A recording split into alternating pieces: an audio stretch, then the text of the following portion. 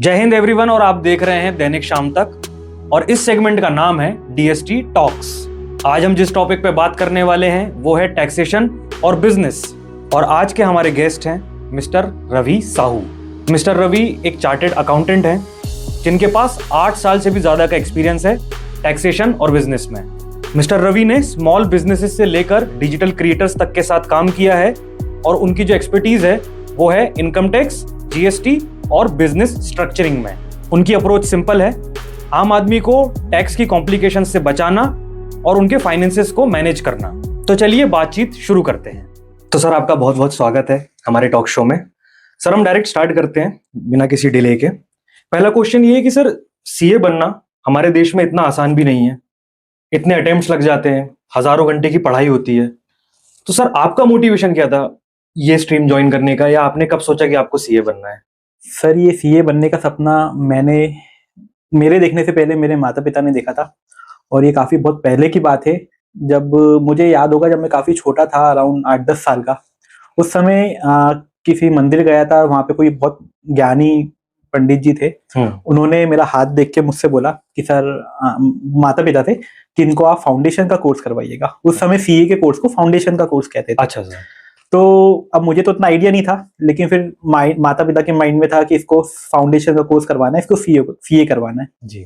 तो फिर जैसे जैसे मैं बड़ा हुआ, मैंने सीए के बारे में जाना, तो मैंने देखा यार इसमें तो बहुत पैसा है, इसमें मतलब साइन करने के पैसे मिलते हैं जी। तो वहां से मेरा मोटिवेशन जागा। फिर सीए का अटेम्प्ट दिया, पास किया, पास हुआ, सीए बना। फिर उसके बाद मैंने देखा ये सीए जो है सिर्फ पैसे का प्रोफेशन नहीं है। उसमें जैसे एक कुर्सी होती है, कुर्सी के 4 पिलर्स होते हैं जी। एक पिलर भी अगर टूट जाए तो वो कुर्सी गिर जाती है। वैसे जो बिजनेस होता है या प्रोफेशन होता है, उसमें एक फाइनेंस का जो एक पिलर होता है वो काफी इंपॉर्टेंट होता है। एक सीए, आज का जो सीए है, वो ना एक बिजनेस को गाइड करता है, वो उसको एक डायरेक्शन भी देता है आगे बढ़ने में, उसको मोटिवेट करता है, वो गलतियों को बताता है। तो आज मैं देख पा रहा हूँ कि जो मेरा मोटिवेशन वो यही है कि कैसे मेरे जो क्लाइंट्स हैं मैं उनको मोटिवेट करूँ, उनको गाइड करूँ, उनको एक डायरेक्शन दूं, उनको जजमेंट में उनका पार्ट बनूं जी। तो वही मेरा मोटिवेशन है। और सर, आपको मतलब कितने अटेम्प्ट लगे होंगे? या मुझे 2 अटेम्प्ट लगे थे फाइनल में। हाँ, मेरा स्टेज 1 जो फाउंडेशन होता है, वो स्टेज 2 आईपीसीसी, वो मेरा फर्स्ट अटेम्प्ट में क्लियर हो गया था। फाइनल में मुझे 2 अटेम्प्ट लगे थे। अच्छा सर। तो सर, आपने अपने करियर में काफी केसेस हैंडल करे होंगे, लेकिन कोई एक ऐसा केस जो आपको बहुत चैलेंजिंग लगा हो, या जिसने आपको बहुत ज्यादा अंदर से परेशान कर दिया हो? सर, अभी रिसेंट की बात है। अच्छा। मेरे क्लाइंट के साथ वो केस हुआ, ऑल्दो उसमें मेरा कोई लेना देना नहीं था जी, बट मेरे क्लाइंट है, ये आज से ठीक 1 साल पहले मार्च एंड की बात थी। अच्छा। मुझे वो याद है क्योंकि उसने मुझे अंदर से हिला दिया था उस केस ने। मेरे क्लाइंट थे, वो काफी हार्ड वर्किंग थे। शुरू से ही अपनी फैमिली के लिए, अपने बच्चों के लिए काफी उन्होंने स्ट्रगल किया, एक मुकाम तक पहुंचे थे।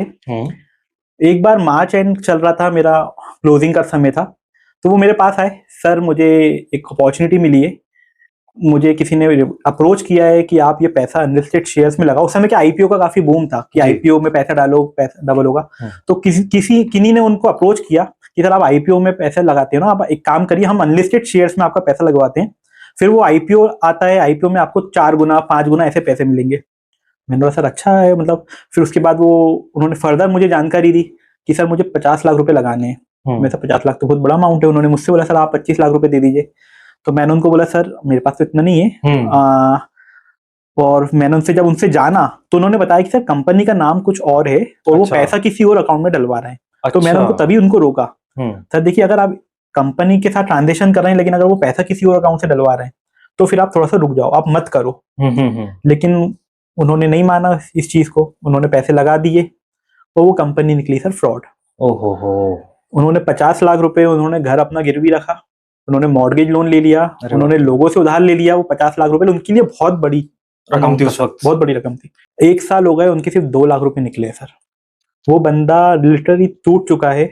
मैं जानता हूँ, वो मेरे पास आता है, मैं उसको मोटिवेट करता हूँ कि हिम्मत ना हारे। लेकिन सर वो जो केस हुआ, ये मेरे लिए काफी लाइफ में एक गुस्सा तो आता ही है, लेकिन एक दुख होता है। और मैंने ये समझने की कोशिश की है कि जो स्कैमर होते हैं, जो फ्रॉडस्टर होते हैं, वो आपकी ग्रीड को तो टारगेट करते ही करते हैं, लेकिन आपकी जो एक फैमिली के लिए कुछ करने की जो फीलिंग होती है, हाँ हाँ, वो उसको भी टारगेट करते हैं। अच्छा, मतलब अगर वो कोई ऐसा मजबूर आदमी देखेंगे कि यार ये थोड़ा जूझ रहा है या उसको फैमिली के लिए कुछ करना है, तो उसको थोड़ी सी लॉलीपॉप पकड़ा दी, तो उस तरह के लोगों को भी टारगेट करते हैं। तो हमें, मेरा तो एक ही कहना है कि कभी भी हमें ऐसी कोई स्कीम्स आती है कि हम इतने कम टाइम में रिटर्न दे देगी, आपको थोड़ा सा उसको विवेक से काम करना चाहिए जी, एंड आपको सोच समझ के अपने सलाह लेके। मैंने उनको सलाह दी थी, हालांकि उन्होंने सलाह नहीं ली, बट मुझे उस चीज का दुख होता है, क्योंकि क्या होता है सर, देखिए क्लाइंट अगर सफर करता है तो इन द एंड मुझे भी सफर करना है। सही बात है सर। अब वो मेरी 2 साल की फीस ठीक है, मैंने नहीं ली, क्योंकि मैं भी समझ सकता हूँ इतना लॉस हो गया उनका, लॉस हो गया, बट सर अगर क्लाइंट ग्रो करता है तो सीधी बात है मैं भी ग्रो करूंगा। सही बात है सर। तो वो एक केस है जो रिसेंट का केस है, जो मुझे काफी सर हर्ट होता है उस चीज को याद करके, उनके साथ जो हुआ। सही बात है, मतलब सर थोड़ा सा अवेयरनेस की भी कमी है लोगों में, अवेयरनेस की कमी है। अवेयरनेस सरकार पूरी कोशिश कर रही है अलग अलग माध्यमों से, और मैं उसको अप्रिशिएट करता हूँ जी सर, बट अभी भी सर और गुंजाइश है सर। सर अगला सवाल, ये थोड़ा सा कॉमन क्वेश्चन है, आपके पास भी बहुत बार आया होगा, लोगों ने पूछा होगा, टैक्स बचाने की प्रैक्टिकल अप्रोच क्या होनी चाहिए? सर बिल्कुल सर, ये सवाल काफी लोगों से आता है और हर किसी के मन में होता है कि टैक्स बचाने की क्या अप्रोच होनी चाहिए। सर मेरे मन में, मुझे लगता है कि सबसे बड़ी जो प्लानिंग का पार्ट है जी, कि हम लोग टैक्स प्लान करते हैं मार्च के मंथ में, क्योंकि हमारा फाइनेंशियल ईयर मार्च में जाके खत्म होता है जी सर। तो लोग क्या करते हैं, मार्च शुरू हुआ तो अपने सीए के पास जाते हैं, अपने कंसल्टेंट्स के पास जाते हैं कि सर मुझे टैक्स बचाना है, टैक्स बचाना है, टैक्स प्लान करना है। तो मेरे हिसाब से अगर आपको टैक्स प्लान करना है, टैक्स बचाना है, तो सब उसकी शुरुआत मार्च से ना करके अप्रैल से करनी चाहिए। जैसे ही आपका फाइनेंशियल ईयर शुरू होता है जी, तो आपको तभी अपने सीए से, अपने कंसल्टेंट से पूरे साल भर की रूपरेखा एक तैयार करवानी चाहिए कि सर मेरी ये इनकम है, ये या तो मैं सैलरी में हूँ तो मुझे मेरी ये सैलरी रहेगी, अगर मैं बिजनेस कर रहा हूँ तो ये मेरे बिजनेस के प्रोजेक्शंस हैं, इस साल में मुझे क्या चीजें को अपनाना चाहिए सो दैट मेरा टैक्स प्लान हो सके, है ना, पहली चीज। दूसरी चीज, तो मैंने पहली चीज तो आपको बता दी कि सर टैक्स प्लानिंग की जो अप्रोच होती है वो मार्च की जगह अप्रैल में होनी चाहिए जी। सेकंड मेरे हिसाब से सर 2 चीजें होती है, एक होता है टैक्स प्लानिंग और एक होता है टैक्स इवेजन। हमें उस दोनों को कंफ्यूज नहीं होना चाहिए। ठीक है sir. Tax planning sir, government ने बहुत सारी चीजों में आपको रियायतें, छूट दी हुई है ना, तो आप उनका बेनिफिट लो। जैसे आपको जहां जहां डिडक्शंस गवर्नमेंट ने अलाउ किया है वो डिडक्शंस लीजिए जी। आप क्या करते हैं, आपके पास जो लीगली वे है उस पे ना ध्यान देके जो इजी वे में आप या तो शॉर्टकट्स रहते हैं, शॉर्टकट्स आप अप्लाई करते हो, तो उसमें क्या होता है, वो सर टैक्स इवेजन होता है।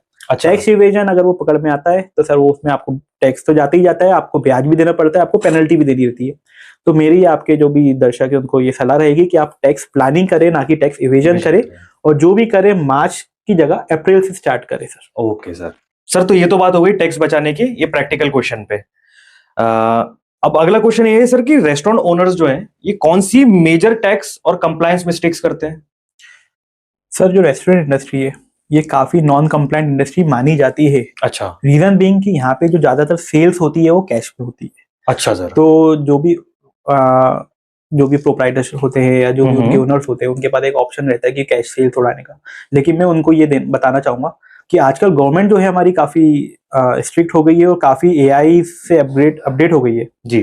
तो उनके लिए ये डेटा पकड़ना काफी आसान हो गया। मैं एक सीधा सा उदाहरण अभी आपको देना चाहूंगा। अभी रिसेंट की बात है, 1 महीने पहले की। गवर्नमेंट का पहले क्या अप्रोच रहता था, जैसे आप एक रेस्टोरेंट ओनर से, तो वो आपके पास जाते थे, आपसे डेटा लेते थे, फिर उसको वो इवेल्यूएट करते थे।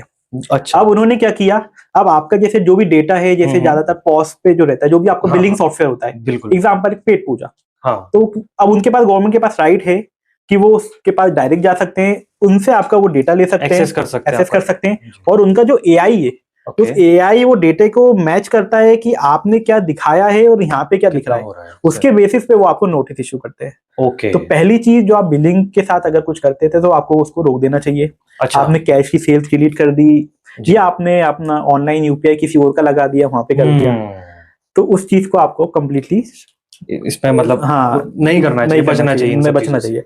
दूसरी चीज जो रेस्टोरेंट ओनर गलती करते हैं सर, क्या है, ज्यादातर जितने भी रेस्टोरेंट हैं वो किराए पे अपनी जगह लेते हैं। जो भी इनकी कमर्शियल स्पेस है वो किराए पर होती है, और जो भी लैंड ओनर्स होते हैं वो यूजुअली जीएसटी में अनरजिस्टर्ड होते हैं। तो ये उनके लिए मैं बात कर रहा हूँ।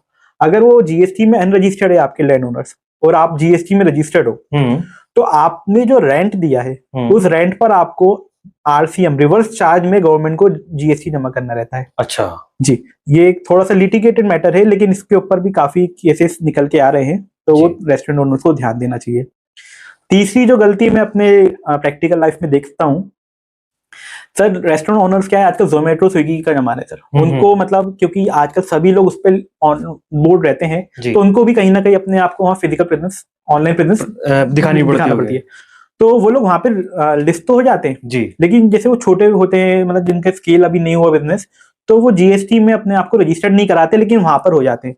अच्छा। जीएसटी एक्ट का एक नियम कहता है कि अगर आपको ऐसे जो भी ऑनलाइन प्लेटफॉर्म से उस पर लिस्ट होना है तो आपको जीएसटी में रजिस्टर्ड होना कंपलसरी है। जी बिल्कुल, हाँ सर। तो वो कुछ लोग रेस्टोरेंट जो जीएसटी में रजिस्टर्ड नहीं है लेकिन ऑनलाइन प्लेटफॉर्म पे रजिस्टर्ड है वो, हाँ, तो वो एक गलत मिस्टेक कर रहे हैं जो आगे जाके उनको टैक्स, इंटरेस्ट और पेनल्टी लग सकती है। Okay sir. तो उससे भी उनको बचना चाहिए। इस पे सर उनके पे कोई कानूनी कार्रवाई भी हो सकती है? कानूनी कार्रवाई बिल्कुल हो सकती है सर। डेटा आजकल क्या है, पूरा सिंक है गवर्नमेंट के पास। उस जैसे जोमेटो स्विगी है, वो आपका टीसीएस काटती है तो वो दिखता है, गवर्नमेंट को सब दिख रहा है। हाँ, हाँ। जब आपको भी दिख रहा है डेटा तो गवर्नमेंट को भी दिख रहा होगा। बिल्कुल। बट लोग क्या सोचते हैं सर, मेरे बाजू वाले तो बहुत कर रहे हैं ये काम, सर उनको तो नहीं जाता, मेरे ऊपर ही क्यों आएगा? तो मुझे उनको ये कहना है सर कि देखिए, अगर कोई आपका पड़ोसी है, वो अगर बाइक चला रहा है बिना हेलमेट पहने, उसका एक्सीडेंट नहीं हुआ, तो इसका ये मतलब तो नहीं कि आपका भी एक्सीडेंट नहीं होगा। सही बात है सर, ये तो सीधी सी बात है। बिल्कुल।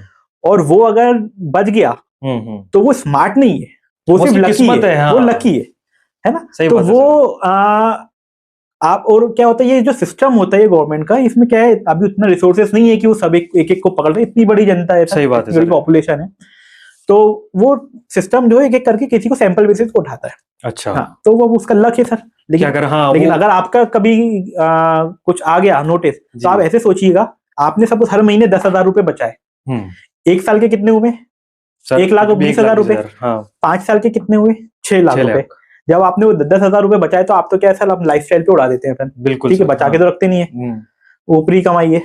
तो फिर लेकिन जब कल को 5 साल बाद नोटिस आया तो वो पूरे 5 सालों का उठा लेता है। बिल्कुल सर। अगर आज आपसे गवर्नमेंट बोले कि सर 6 लाख रुपए तो वो दो, उसके ऊपर ब्याज दो, पेनल्टी कब दो पाओगे? नहीं, आपका बिजनेस डाउन हो जाएगा। आपने वो 6 लाख बचाने के चक्कर में आपको फिर और ऊपर देना पड़ेगा। लेकिन सर टुकड़ों टुकड़ों में देना आसान है। सही बात है। जब आप एक साथ में दोगे तो फिर आपकी वर्किंग कैपिटल हिट कर जाती है, फिर आपके लिए आगे वो बिजनेस करना टफ हो जाता है। सर सही बात है। सर ये जो अगला सवाल है, ये रियल एस्टेट से रिलेटेड है कि ये जो नए रियल एस्टेट डेवलपर्स हैं, ये कौन सी बेसिक मिस्टेक्स कर देते हैं? सर ये मैं काफी रियल एस्टेट डेवलपर्स का काम देखता हूँ जी, और जो मैं देख पा रहा हूँ, जो पुराने एस्टेब्लिश डेवलपर्स है वो काफी चीजों को, लॉ को समझते हैं, तो उनको पता है कि हमें क्या करना है क्या नहीं करना है। लेकिन ये जो न्यू डेवलपर्स है जी, ज्यादातर डेवलपर्स भी पता है उसमें से कौन से होते हैं, क्योंकि आजकल क्या लैंड की कीमत काफी बढ़ गई है, बहुत बढ़ रही है सर। जो किसान लोग होते थे उनकी जगह हाईवे निकल गया तो वो रोड पर आ गया है। बिल्कुल सर। तो उनका ये मानना रहता है कि हम क्यों ना इस पे प्लॉटिंग का प्रोजेक्ट डाल दें, क्यों ना हम इस पे मल्टी डाल दें या कमर्शियल का प्रोजेक्ट डाल दें। तो वो जो किसान लोग रहते हैं, क्योंकि उनको इतनी नॉलेज नहीं रहती, तो काफी गलतियां कर बैठते हैं। तो ये मैं उनके लिए काफी मतलब बताना चाहूंगा। तो गलतियां की अगर बात करें तो सर सबसे बड़ी जो गलती होती है, क्योंकि सर इसमें कैश का ट्रांजेक्शन काफी होता है रियल एस्टेट में, ओके, है ना? यहाँ पे कैश में किसान जो भी डेवलपर्स है वो रजिस्ट्री कर देता है, वो दिखा देता है, उनको क्योंकि नॉलेज नहीं होती, उनको अवेयरनेस नहीं होती है कि 5 लाख में प्लॉट बेचा, 5 लाख रुपए कैश आया, वो 5 लाख रुपए उन्होंने रजिस्ट्री कर दी। लेकिन इनकम टैक्स का जो एक सेक्शन है वो आपको कैश रिसीव करने पे मना करता है। अगर आपने किसी से 2 लाख से ऊपर अगर कैश ले लिया है, अच्छा, तो आपको 2 लाख की पेनल्टी है सर। ओह, तो यहाँ पे तो आपने रजिस्ट्री में लिख दिया कि मैंने 5 लाख रुपए ली थी, आप डिस्क्लोज कर रहे हो, लेकिन वो तब भी गलत है। अच्छा, तो वो एक गलती है जो आपको अवॉइड करनी चाहिए। दूसरी एक ये गलती है, क्योंकि सर आजकल जितने भी प्रोजेक्ट्स होना है, ज्यादातर प्रोजेक्ट्स क्या है, जॉइंट वेंचर में होते हैं। ओके, मतलब जमीन किसी और की है, डेवलप किसी और करता है। सही बात है। तो वो हालांकि प्लॉटिंग भी कर सकता है, वो कमर्शियल भी कर सकता है, वो फ्लैट भी कर सकता है, कुछ भी कर सकता है। तो उस केस में उनका टाई अप रहता है कि सर जमीन मालिक से मैं आपके ऊपर ये प्रोजेक्ट डालता हूँ, प्लॉटिंग करता हूँ या इस पे फ्लैट बनाता हूँ, मैं आपको इतना 50% या 60% माल आपको वापस करूंगा। तो उसको जो डेवलपर है जी, ये काफी डिस्प्यूटेड है, इसमें काफी केसेस अभी निकल के आ रहे हैं पिछले 1 सालों में, जो मैंने देखा है, जो काफी लोगों को नहीं पता था कि इस पर आप जो भी उनको कंसिडरेशन में वापस कर रहे हैं अमाउंट, प्लॉट या जो भी फ्लैट्स हैं, उस पे आपको रिवर्स चार्ज में जीएसटी जमा करना पड़ता है गवर्नमेंट को। अच्छा, ये उन्होंने क्योंकि नहीं किया था, तो अभी मेरे पास ढेरों ऐसे केसेस आए हैं। अच्छा, ऐसी क्वेरीज आई है जिनके असेसमेंट ऑर्डर पास हो गए हैं, उनके ऊपर डिमांड निकाल दी गई है, अब वो अपील में जा रहे हैं। अच्छा, तो सर ये अभी फिलहाल काफी लिटिगेटेड मैटर है। किसी हाई कोर्ट ने इसको बोला है कि सर ये इस पर जीएसटी नहीं लगेगा, लेकिन किसी ने बोला इसको लगेगा। अच्छा, तो ये थोड़ा सा डिस्प्यूटेड है, लेकिन अब ये काफी मतलब चल रहा है। चल रहा है ये वाला। ठीक है सर। तो ये काफी गलतियां जो एक गलते हैं रियल एस्टेट डेवलपर। दूसरा एक और गलती करते हैं सर जी, डेवलपर्स आते हैं, सर मैंने तो प्रोजेक्ट कंप्लीट कर दिया, अब मुझे ऑन पेपर फॉर्मेलिटीज करनी है। सर आपने तो पेपर पूरा प्रोजेक्ट तो पूरा कैश में कंप्लीट कर दिया, और आप साइट पे दिख रहा है पूरा बाउंड्री वॉल बन गई है, पार्क हो गया रेडी, है ना, सब कुछ बन गया जी, और आपका जो बुक्स है, बुक्स ऑफ अकाउंट्स तो कुछ दिखाई नहीं रहा है। तो ये गलती करते हैं, तो उसको क्या अभी प्लानिंग से करना चाहिए। कभी भी कोई प्रोजेक्ट हो आपको सबसे पहले अपने सीए से कंसल्ट करना चाहिए। कोई भी टैक्सेशन कंसल्टेंट हो, एडवोकेट हो, उनसे आप कंसल्ट करके आगे करें, क्योंकि क्या होता है वो कहीं ना कहीं कैश तो पकड़ में आ जाएगा, चाहे इनकम टैक्स कहूँ, जीएसटी कहूँ या रेरा कहूँ जी, तो वो कहीं ना कहीं से आपका आप निकल के आ जाएगा, में फंसी जाते हो। यस, तो आपको हम, और रियल एस्टेट में सबसे बड़ी प्रॉब्लम पता है क्या है, यहाँ पे बात होती है लाखों की। बाकी बिजनेस में तो चलो हजारों की पेनल्टी होती है, यहाँ पे तो पेनल्टी लाखों की होती है, क्योंकि वैल्यू भी लाखों में, एक प्लॉट लाखों के नीचे होता नहीं है, तो उसकी पेनल्टी भी लाखों में होती है। सही बात है सर। अभी हम जैसे देख पा रहे हैं कि फ्रीलांसर्स भी काफी बढ़ रहे हैं, और यूट्यूब भी एक तरह से लोगों का क्या कमाई का जरिया हो गया है। तो सर ऐसे में जो फ्रीलांसर्स और यूट्यूबर्स और साथ ही ये जो एफएनओ ट्रेडर्स हैं, इनको टैक्सेशन किस तरह से फाइल करनी चाहिए? सर ये क्या न्यू एज इंडिया है ना, इसके लिए तो पहले सिस्टम भी हमारा रेडी नहीं था। अच्छा। लेकिन अब डिपार्टमेंट भी हमारा रेडी है। अच्छा सर। तो जो यूट्यूब और फ्रीलांसर्स होते हैं सर, इनके लिए गवर्नमेंट ने काफी सिंप्लीफाई स्कीम दी हुई है कि आप तो सबसे पहले जो भी आपकी इनकम होती है वो बिजनेस इनकम में आती है, मतलब आपकी स्लैब रेट के हिसाब से आपको उस पर टैक्स देना रहता है जी। अगर आपकी एनुअल रिसिप्ट्स इसमें 50 लाख से नीचे है तो गवर्नमेंट कहती है आप 44 ADA एक सेक्शन है, प्रेजेंटिव स्कीम कहलाती है। ओके। उसमें आप क्या करिए, आप अपना 50% प्रॉफिट दिखाइए। अच्छा। और 50% का आपको हिसाब भी नहीं देना, आप तो उस पर टैक्स भर के जमा कर दीजिए। ओके। अगर आपका 50 लाख से ऊपर है तो आप चाहो तो, या आपका प्रॉफिट कम है तो आप अपना ऑडिट करा सकते हैं। अच्छा। और ऑडिट में आप कम जो भी अगर आपका एक्चुअल प्रॉफिट है वो आप रिपोर्ट कर सकते हैं जी। इसमें उनका जो खर्चा होता है फ्रीलांसर्स का, यूट्यूबर्स का, जैसे आपका लैपटॉप का खर्चा होता है, आपका वाईफाई का खर्चा होता है, आपका इंटरनेट का, आपने लैपटॉप परचेज किया, इस टाइप के जो खर्चे वो आपको अलाउ होते हैं सर। ओके, है ना। दूसरा आपने जो बात की आई थिंक किसकी, सर एफएनओ ट्रेडर्स और फ्रीलांस। हाँ, तो जो एफएनओ ट्रेडर्स होते हैं सर, इनमें एक मिथ था कि इसको हम इन्वेस्टमेंट इनकम माने या बिजनेस इनकम माने। तो सरकार ने इसको काफी क्लियर कर दिया है, काफी। सर ये इसको थोड़ा सा आप डिस्क्राइब कर पाएंगे, इन्वेस्टमेंट इनकम या इन्वेस्टमेंट मतलब जैसे आपकी शेयर्स में जो इनकम होती है लॉन्ग टर्म, ये भी है तो ये भी शेयर्स, लेकिन सरकार ने इसको शेयर्स ना मानते हुए इसको एक बिजनेस इनकम में माना है कि आप बिजनेस इनकम में इसमें दिखाइए जी। आपने सपोज 2 ट्रेड करी है, एक होते 5 लाख का आपने जिसका प्रॉफिट हुआ, एक में आपका 4 लाख का लॉस हुआ जी। तो आपका जो टर्नओवर का मेथड है वो 5 + 4 9 लाख आपका टर्नओवर माना जाएगा। हाँ। तो फिर जो भी आपका प्रॉफिट हुआ, ओके, उसके ऊपर जो भी प्रॉफिट हुआ, तो ये आपका एफएनओ में इस तरीके से आप रिपोर्ट करते हैं। ओके सर, ठीक है सर। तो ये जितने भी हाँ, मैं एक और चीज बताऊं, इसमें जैसे आजकल गिग वर्कर्स भी होते हैं। हाँ, गिग्स हो गए, उनके लिए एक्चुअली क्या है, उनकी इनकम थोड़ी सी कम रहती है, लेकिन वो सोचते हैं कि सर हमारा तो भरने की रिस्पॉन्सिबिलिटी बनती नहीं, क्योंकि सरकार ने आज 12 लाख की लिमिट कर दी है, इनकम 12 लाख तक कोई टैक्स ही नहीं है। तो उनके लिए मैं ये कहूंगा सर कि एक्चुअली इनकम 12 लाख तक की इनकम पे कोई टैक्स नहीं है, नो डाउट, लेकिन अगर आपकी 2.5 लाख के ऊपर अगर इनकम होती है तो आपको इनकम टैक्स रिटर्न जरूर फाइल करना चाहिए। जीरो आईटीआर जिसको बोलते हैं जी, है ना। तो आप वो उसको कंपलसरी करके, अगर आपका टीडीएस काटा है, सपोज ओला ने, ब्लिंकिट ने, इंस्टामार्ट ने अगर आपका टीडीएस काटा है तो आप क्लेम करिए, वो आपका पैसा नहीं तो वहीं कहीं पड़ा रह जाता है ना। तो वो क्लेम कर सकते हैं सर। तो उनको, और लोन के लिए भी सर बैंक आईटीआर मांगती है, तो आपको अपना आईटीआर हमेशा फाइल करना चाहिए। आपकी एक नेटवर्थ भी बनती है कि आप ट्रैक रिकॉर्ड भी बनता है कि आप रेगुलर फाइलर्स हैं। हाँ जी सर। तो जितने भी यूट्यूबर्स हैं, फ्रीलांसर्स हैं या एफएनओ ट्रेडर्स हैं, आई होप आप लोगों ने नोट्स बना लिए होंगे कि किस तरह से करना है। चलिए सर आगे बढ़ते हैं। सर जैसे आपने बताया कि गवर्नमेंट ने 12 लाख तक जीरो टैक्स का जो है वो रखा है, तो इसकी ग्राउंड रियलिटी क्या है कि सच में ऐसा है? सर बिल्कुल, गवर्नमेंट ने की जो 12 लाख तक की छूट आम आदमी को दी है, ये वेलकमिंग स्टेप है जी। लेकिन इसमें बहुत बड़ा लेकिन है कि गवर्नमेंट ने 2 स्कीम रखी है, एक ओल्ड रिजीम, एक न्यू रिजीम। Yes sir. तो न्यू रिजीम में क्या है, आपकी 12 लाख तक अगर आप बिजनेस वाले हैं तो आपकी 12 लाख तक की इनकम पे कोई टैक्स नहीं है। सैलरी वाले हैं तो आपकी 12,75 तक कोई टैक्स नहीं है आपका, है ना। उनको 12.75 तक का बेनिफिट दिया है गवर्नमेंट ने, लेकिन इसमें आपको कोई डिडक्शन नहीं मिलते सर। अच्छा। जैसे आपका अगर एचआरए का डिडक्शन हो, आपका अगर रेंट का डिडक्शन हो, आपने कोई एलआईसी पॉलिसी है, आपकी स्कूल फीस है, आपका होम लोन पे प्रिंसिपल पेमेंट है, होम लोन के ऊपर ब्याज है, इन सब की आपको छूट नहीं मिलती है। ओके। तो वो एक थोड़ा सा एक फैक्टर है जी जी। ओल्ड रिजीम वालों को ये बेनिफिट मिलते हैं। आप ओल्ड रिजीम में अगर आप आते हैं तो आप इसका बेनिफिट जरूर ले सकते हैं। ये थोड़ा सा अगर मैं एनालिसिस बताऊं कि किसके लिए कौन सी स्कीम बेनिफिशियल है, यही क्वेश्चन था कि किसके लिए कौन सी रिजीम जो है वो जी जी बेनिफिशियल जी, है। तो मैं उसी पे आ रहा हूँ। यूजुअली अगर आपकी देखिए बिजनेस वाले हैं, अगर 12 लाख तक की इनकम है, सैलरी वाले हैं आपकी 12-75 तक की इनकम है, नो डाउट न्यू रिजिम में आपको कोई टैक्स नहीं भरना, आप न्यू रिजिम में चले जाइए। सेकंड, अगर आपकी 12 से ज्यादा लेकिन अगर 25 लाख तक की इनकम है, ओके, 24 लाख तक की, तो उसमें अगर आप ये कंपेयर करिए कि आपको विदाउट मतलब न्यू रिजिम में आपको कम टैक्स लग रहा है या ओल्ड रिजिम में आप जितनी भी अगर आप डिडक्शन से अगर आपने LIC पॉलिसी ली है, स्कूल फीस लिए, आपने होम लोन का ब्याज भरा है, प्रिंसिपल पेमेंट, अगर आपका वहां पे कम बनता कवर अप हो सकता है तो फिर आप कंपेयर करके न्यू या ओल्ड जिसमें आपको यूजुअली जो देखा गया है वो ओल्ड रिजिम में थोड़ा सा कम आया है। अच्छा सर। हाँ, बट तब भी सब्जेक्ट टू केस डिपेंड करता है सर। जी जी, तो आप एक बार अपना चेक जरूर करवाए कि आपको ओल्ड में फायदा है या न्यू में फायदा है। Okay sir. 25 लाख से ऊपर ऑलमोस्ट आप बराबर ही मान के चलिए, जो उन्होंने जिस तरीके से बनाया है जी जी सर, वो बराबर ही आता है। बट स्टिल आप तीनों में हमेशा चेक करिए, रिटर्न फाइल करने से पहले जितने कम हो आप उसमें फाइल करिए। अभी तो सरकार ने दोनों ऑप्शन दिए हुए हैं जी सर, दोनों में आप देखिए। लेकिन ये दोनों ऑप्शन एक बार जो चूज कर लिया, ये ऑप्शन सैलरी वालों के लिए तो हर साल ओपन है कि आप इस साल में ओल्ड कर लो, अगले साल में न्यू कर लो। अच्छा, लेकिन जो बिजनेस वाले उनको अभी न्यू रिजिम में जा रहा है, अगर उन्होंने एक बार ऑप्ट आउट कर लिया तो उनको सिर्फ एक ही बार मौका मिलेगा वापस आने के लिए, नहीं तो फिर अगली बार हमेशा फिक्स हो जाएगा।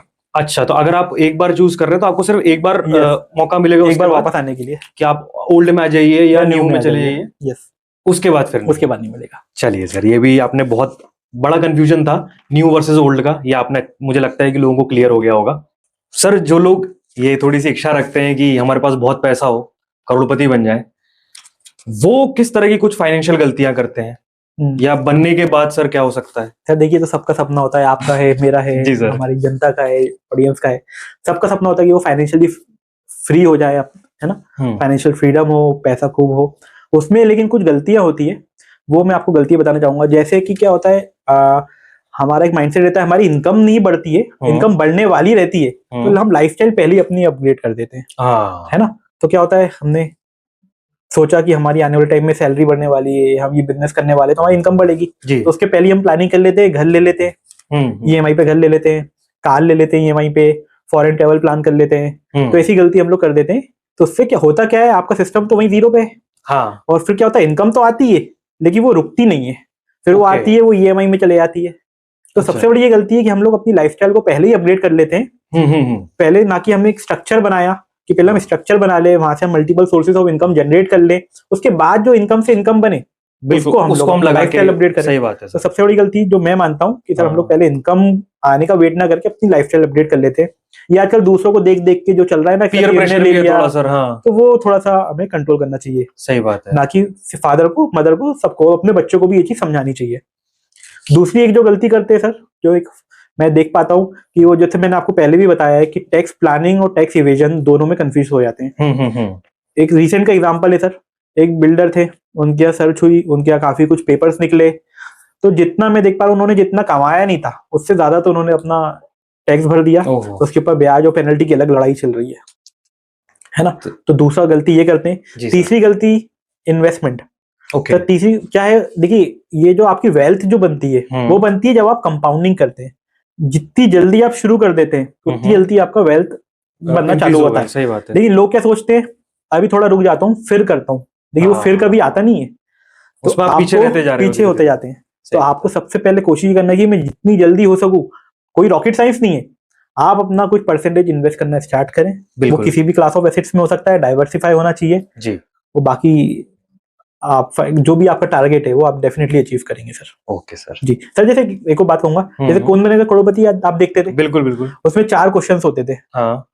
तो समटाइम्स ऐसा होता था हमें इसका आंसर कुछ नहीं पता। हाँ। तो हम लोग क्या करते थे, पहले ये देखते थे कि इन चारों में से कौन सा वो ऑप्शन है जो तो बिल्कुल नहीं होगा, हिट एंड ट्राई की। हाँ, नहीं, पहले तो हम उनको एलिमिनेट कर देते थे, एलिमिनेशन मेथड। हाँ। तो उसमें क्या होता है सर, जैसे एग्जांपल 4 ऑप्शन है, तो अभी अगर मैं प्रोबेबिलिटी की बात करूं तो 1 of 4 है। हाँ। मतलब 25% प्रोबेबिलिटी है। तो मैं क्या करता हूँ सर, एक दूसरा अप्रोच अपनाता हूँ जिसमें पहले तो मैं ये देखता हूँ कि कौन सी ऑप्शन बिल्कुल नहीं होगी। सपोज मैंने 2 उसमें से हटा दिए, अब 2 बच रहे हैं, तो इसमें मेरी प्रोबेबिलिटी कहां पहुंच गई, 50% पे आ गई। तो वैसे ही क्या होता है, ये करोड़पति बनना, ये सब इसके बहुत सारे ऑप्शन होते हैं। अच्छा, है ना। पहले हमें ये देखना चाहिए कि कौन सा हमें नहीं ले जाएगा। तो ये जो मैंने आपको बताया कि लाइफस्टाइल अपग्रेड करना, ये चीजें तो आपको नहीं करनी है, तो पहले तो आप उनको हटा दो जी। फिर उसके बाद आप अपना फोकस करें कि क्या किस पे कर सकते हैं काम। Exactly. चलिए सर, ये तो बहुत अच्छे से समझाया आपने, बढ़िया एग्जाम्पल था सर। जैसे अभी आपने खुद बताया कि आर्टिफिशियल इंटेलिजेंस का भी जमाना है, और अभी हम ये बहुत तरह की खबरें सुन रहे हैं कि एआई के आने से ये वाले सेक्टर में जॉब रिप्लेस हो जाएगी, इसमें चले जाएंगे, इसमें चले जाएंगे। आपके सेक्टर में सर क्या लगता है कि क्या जॉब रिप्लेस कर देगा एआई, और अगर हाँ तो किस तरह से खुद को अपन को प्रिपेयर करना चाहिए? सर, इसमें मैं पहले अपने सेक्टर के बारे में बोलने से पहले जी सर, पहले मैं ये बताना चाहूंगा कि आजकल एआई को लेके क्या क्या बातें चल रही है मार्केट में। दो तरीके की बातें एआई को लेकर है मार्केट में। एक का ये मानना है कि सर एआई के आने से सब कुछ खत्म हो जाएगा, जॉब चले जाएगी, दुनिया खत्म हो जाएगी, ऐसी बातें हो रही है। बिल्कुल सर। दूसरा एक ये लोगों का मानना है कि एआई के आने से कुछ भी नहीं होगा, ये एक हाइप है। तो मेरे हिसाब से सर ये दोनों ही बातें गलत है। ओके, देखिए एआई के आने से काफी फर्क पड़ेगा, वो पड़ रहा है। जी सर, है ना। मैं आपको इसको एक हिस्टोरिकल एग्जांपल से समझाता हूँ कि कैसे जब टेक्नोलॉजिकल शिफ्ट आता है तो किस तरीके से वर्कफ्लो काम करता है। आज से कई साल पहले खेतों में लेबर होती थी, हजारों की तादाद में लेबर होती थी। बिल्कुल। तो जब मशीन्स आई, हार्वेस्टर्स आए, तो क्या हुआ, वो लेबर खत्म हो गई क्या?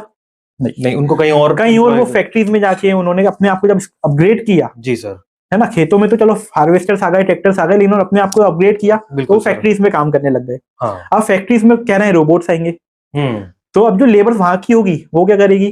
तो उनके पास दो ऑप्शन बचते हैं, या तो अपने आप को अपग्रेड करें, या तो फिर उनको स्ट्रगल करना पड़ेगा, वो सर्वाइव नहीं कर पाएंगे। बिल्कुल सर, क्योंकि सर्वाइवल ऑफ द फिटेस्ट एक ये तो है, आप भी जानते हैं। बिल्कुल।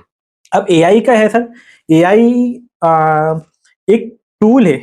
एआई को आप यूज करें तो उसके क्या फायदे मैं आपको वो बताता हूँ। एआई के यूज करने से आप अपनी जो भी प्रैक्टिस है, जो भी आपका प्रोफेशन है, उसमें आप 10x की ग्रोथ अचीव कर सकते हैं। एआई को आप अपना कॉम्पिटिटर मत मांगे, नहीं माने एआई को, बल्कि अपना एक असिस्टेंट माने जो आपको इस चीज में हेल्प करेगा। और जो लोग मतलब जैसे आप एआई का अगर यूज नहीं करेंगे तो AI won't replace humans, but जो एआई का यूज कर रहे हैं वो जरूर आपको रिप्लेस कर देंगे। आप ये कह रहे हैं सर कि उसको निग्लेक्ट करने से अच्छा है, उसको कंपटीशन मानने से अच्छा उसको इंटीग्रेट किया जाए, इंटीग्रेट करें, उनको आप एक्सेप्ट करें, उसको लर्न करें, उसको स्किल्स को अपनी स्किल्स बढ़ाएं, और फिर आप तो मतलब अगर आप एक ट्रेडिशनल मेथड भी लेके आ रहे हैं, और अगर आप उसके साथ ये एआई को अगर आप अच्छे से इंटीग्रेट कर सकते हो, तो ये आपके लिए प्लस पॉइंट होगा। बिल्कुल बिल्कुल। तो आप ये कह रहे हैं कि सर कंप्लीटली रिप्लेस तो नहीं करेगा? कंप्लीट रिप्लेस नहीं करेगा, लेकिन हाँ, जो इसको अडैप्ट नहीं कर पाएगा, वो जरूर पीछे रहेगा। बिल्कुल सर।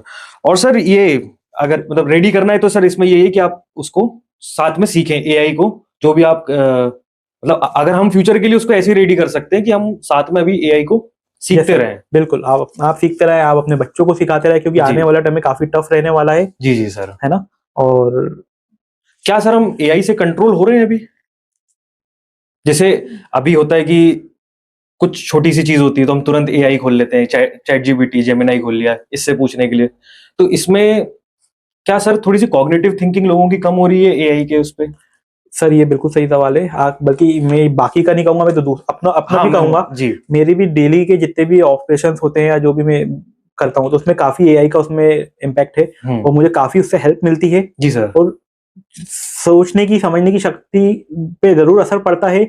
लेकिन मैं क्या करता हूँ, पहले मैं अपना एक आइडिया लेता हूँ, पहले अपने दिमाग की एक्सरसाइज करवाता हूँ, उसके बाद फिर मैं चैट जीपीटी से या जो भी एआई टूल से उनसे फिर मदद लेता हूँ, सो दैट मेरा एक जो डेवलपमेंट है वो ना रुके, मेरी जो थिंकिंग है वो ना रुके, और फिर मुझे जो एक्स्ट्रा होंगे। सही बात है सर, आप उससे एआई से मदद लेके कर सकते हैं। बिल्कुल सर, बस जाते जाते एक आखिरी चीज, आप क्या मैसेज देना चाहेंगे नए एस्पिरेंट्स को जो सीए के लिए प्रिपेयर कर रहे हैं? सर, जो न्यू एस्पिरेंट्स है उनके लिए मेरा एक मैसेज है, देखिए सीए प्रोफेशन में काफी पोटेंशियल है, काफी अपॉर्चुनिटीज है जी सर। और हालांकि वो काफी थोड़ा सा टफ होता है, लेकिन आप उसमें अपना मोटिवेशन लूज ना करें, आप अपना माइंडसेट बनाए रखें, क्योंकि आने वाला समय बहुत अच्छा होगा अगर आप जो भी अपना माइंडसेट के साथ आगे बढ़ रहे हैं। और सीए के साथ आप थोड़ा सा टेक की तरफ भी अपना झुकाव जरूर रखें, कैसे जो भी चीजें टेक्नोलॉजिकल अमेंडमेंट्स हो रहे हैं उसको कैसे आप अपने प्रोफेशन में, जैसे फॉर एग्जांपल मैं अपनी बात करूं तो मैं कोशिश करता हूं कि जो भी टेक से कुछ टूल्स बना लूं, कुछ ऐसा अपने क्लाइंट जो प्रॉब्लम फेस कर रहे हैं उनके लिए सॉल्यूशन निकालूं, टेक बेस्ड सॉल्यूशन।